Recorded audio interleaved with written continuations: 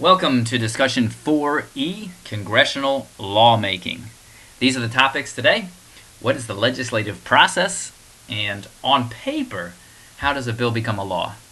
And that means it's the textbook version, not everything that's included in the real world version. So the legislative process. As the saying goes, laws are like sausages. It's better not to see them being made. All the log rolling, for instance. Congressional rules make the legislative process difficult to navigate. A vast majority of all proposed bills fail to pass in Congress. And that's done on purpose. A limited government cannot be free to wield its power unfettered, and these rules make it more challenging to pass law. The difficulty of the legislative process checks Congress at every step. So congressional rules are procedures that are not spelled out in the Constitution, but are adopted by the House and the Senate and govern operations during the lawmaking process. Article 1 gives Congress the ability to set its own procedures, and that's what these congressional rules do. So, for instance, there's nothing in the Constitution about a filibuster. That is a Senate rule. That's something that the Senate has adopted, but it is not spelled out in the Constitution. The House tends to limit debate and has more strict rules compared to the Senate. Whereas in the Senate, the debate is more open, but often requires, because of the filibuster, requires a supermajority to end the filibuster, to get cloture. So oftentimes something that takes a simple majority, if it gets filibustered in the Senate, would require 60 votes. So one senator can disrupt the whole process until that cloture vote happens, which is hard to do.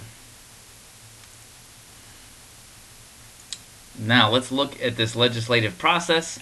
Only members of Congress can officially submit bills for consideration, but the impetus, the idea, the momentum for the bills comes from many places, like the president, like citizens and lobbyists. Fewer than 10% of all bills, fewer than 10% of all proposed laws actually become law. This is how the framers wanted it. There are many veto steps along the way for a bill. To succeed, a bill has to go through so many places, and one veto in any of these stages can kill the bill. So it has to start in a subcommittee, go to the full committee, go to the Rules Committee, have the vote on the House floor. At the same time, it could be going through the Senate subcommittee, the Senate full committee, the full Senate, and then it would go to a conference committee. It would be worked out in the conference committee. Both houses would vote on it again, and then it would go to the president. And to be halted, a bill only needs to be vetoed one time in all of those steps. So it's a very complicated process, and we're going to look now at how this process works itself out in a textbook version. So like we say, it's much easier to defeat a bill than to get it to pass. The House and the Senate have parallel processes, and bills can be introduced in either house at the same time. A bill is introduced by a member of Congress, but other members of Congress may also co-sponsor the bill. Once the bill is introduced, it is sent to the clerk of that chamber, the House or the Senate, who gives it a number, like H.R. 1 or S.1. The bill is then sent to a committee, a standing committee, for consideration. And in the House, the Speaker would usually refer the bill to a committee. And the committee, this is the standing committee, would refer it to a subcommittee. Subcommittees can decide to hold hearings or not on the bill. Most of these hearings that the subcommittee holds are open to the public because of sunshine laws, where we want to have more transparency about what's happening. These laws became big in the 70s, in the 1970s.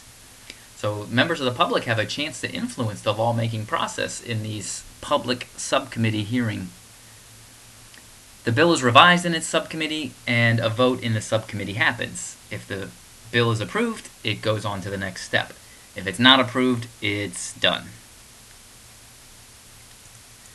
The bill gets returned to the full committee, and then a vote in the full committee happens, and then it's sent either to the House floor or the Senate floor.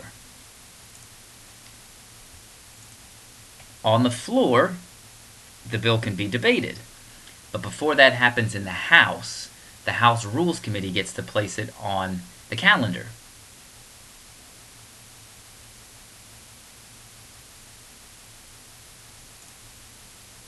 The only exception to that is House budget bills. They do not go to the House Rules Committees. So the House Rule Committee decides what type of amendments, if any, can be attached to the bill. And there's a couple of subtle differences here between the House and the Senate in Stage 2 on the full floor. In the House, there's something called the Committee of the Whole, where the whole entire House, there's 435 of them, can deliberate with only 100 members present. But the vote is ultimately taken by the full House. So if the bill survives, it is sent to the Senate for consideration if it hasn't been considered there already. On the Senate floor, things are a little bit different. There are less members, so things like the Committee of the Whole don't need to happen to speed things up. But bills do tend to be held up in the Senate. And there's a few ways that senators can do this. One of them is by a filibuster. A filibuster, the root of the word means to pirate. A filibuster is a formal way of halting action on a bill, delaying a bill by means of a long speech or unlimited debate in the Senate. It's used for bills and presidential appointments, but in 2013, Democrats changed the vote that was needed for judicial nominations, and that was called a nuclear option.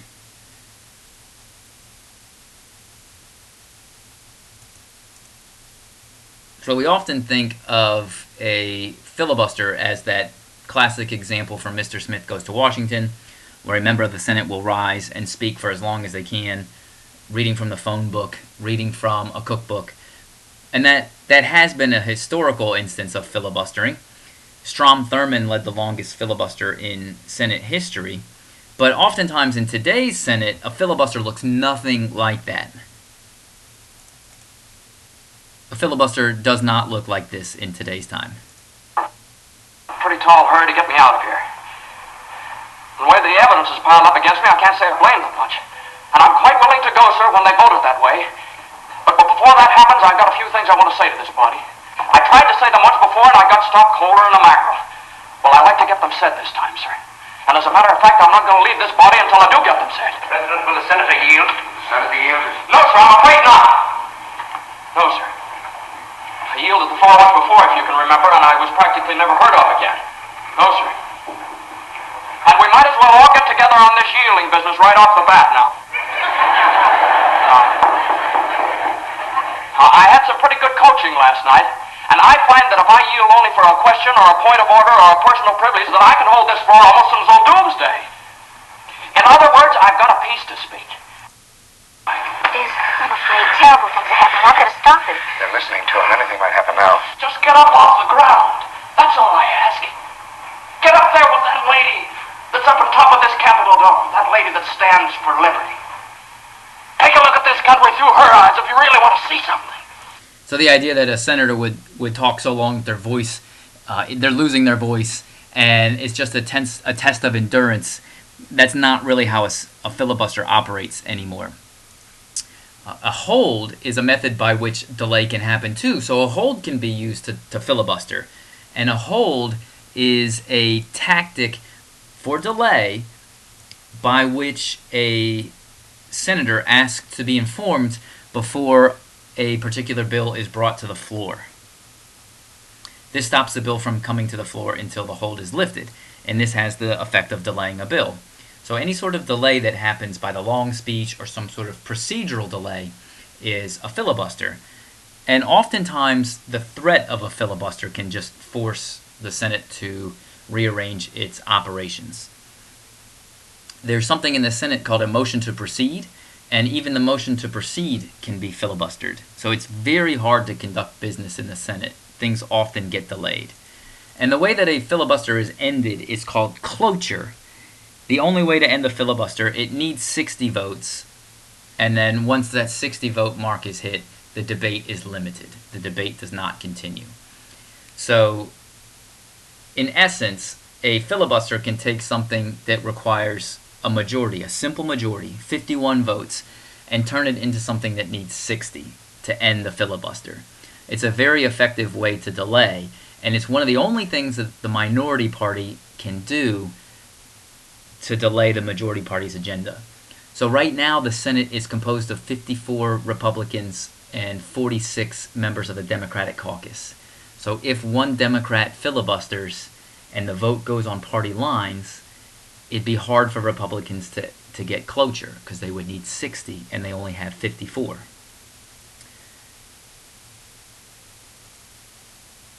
So once we get past stage 2, where it gets debated and voted on the floor, then we have stage 3. When both houses approve different measures of the same bill, we have to have a conference committee that meets to iron out the differences between the two versions of the bill.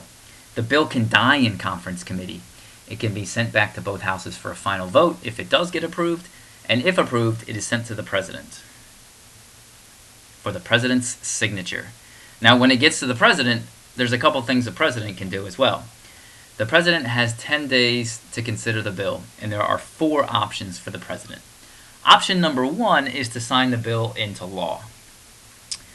Option number 2 is to veto the bill, which can be overridden by a vote of 2/3 of the members of both houses. And oftentimes the president will attach a veto statement to the bill when they veto it, so people will know why the president vetoed it. The other 2 get a little bit tricky, and they relate to the 10 days time period that the president has to consider the bill. So option 3 for the president is to wait 10 days without doing anything, without signing it, without vetoing it, and the bill will become law if Congress is still in session. So as long as Congress is still in session and 10 days passes and nothing takes place, then the bill becomes law. However, if the president waits 10 days without doing anything, and in those 10 days Congress goes out of session, then that bill would become pocket vetoed. So that means the bill would be dead. The bill would die. And it would have to be reintroduced in the next session, and the whole process started all over again. So the pocket veto is if the president does not sign a bill into law within the 10-day period and Congress is out of session, the bill would die, and it would have to start all over. It would have to start the whole process next session all over again. All right, that's the end of our look at lawmaking by the book. It's like a sausage, making sausages. Let me know at the link below if you have any comments, questions, concerns, anything that needs clarification. Hope it helped, and good luck studying.